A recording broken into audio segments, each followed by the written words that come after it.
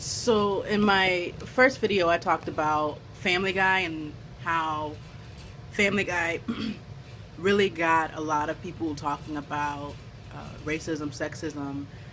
I left out immigration issues, but for sure, immigration issues um, and issues related to black and brown people. So if Family Guy got people really talking about the racial justice or injustice, or even just talking about sexism and the way that sexism shows up, and how we brush it off or find it funny, even, um, and the absurdity of finding rape funny. Um,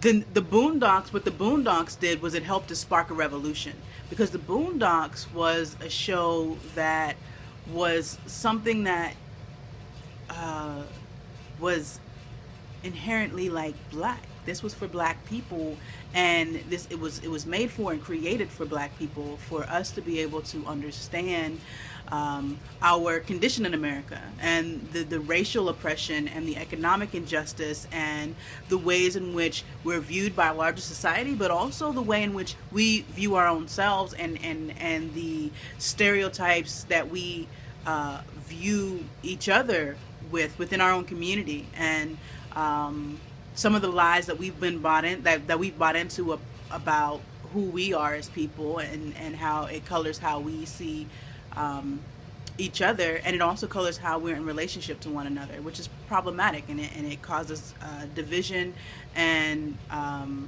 strife within our community, which is something that I think is it's critical for us to repair ourselves in order to really be able to move forward together to make positive, lasting, and sustainable changes as it relates to racial and economic justice.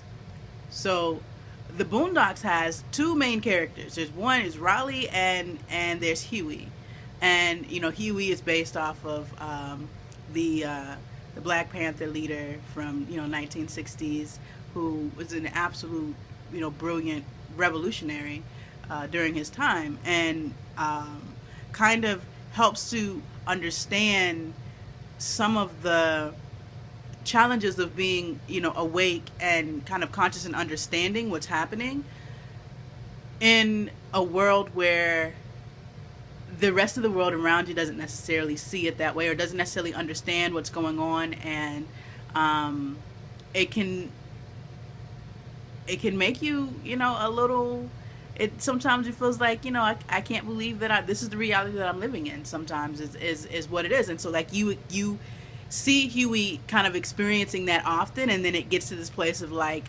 apathy, like whatever y'all are gonna do, whatever you're gonna do. And then you have but he does, like, he challenges the system in certain ways, and he helps people to kind of understand their and he does it in a way that's kind of like a in the background kind of way. He's not like a I'm gonna rawr. It's more let me talk to you about this thing.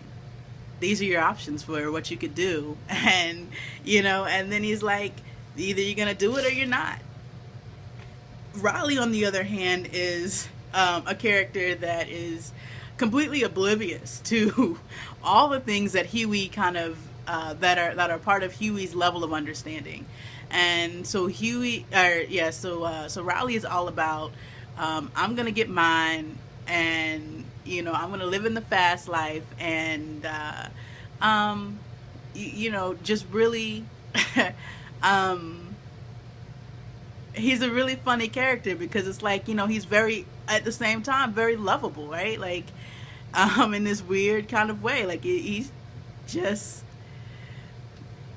I don't know how to explain it, but so then you have this character who kind of he provides a little bit of a comic relief in many ways, but it kind of allows you to get a glimpse into the understanding of why Riley does some of the stuff that he does. You know what I mean? Like, sometimes it's ridiculous and makes no sense, but then, like, you have a sense of understanding of why he's doing these things. And in season 4, honestly, when I got to season 4, I was like, oh, I don't like this I don't like these episodes. It looks like they've like sold out because they've done things a little differently, and the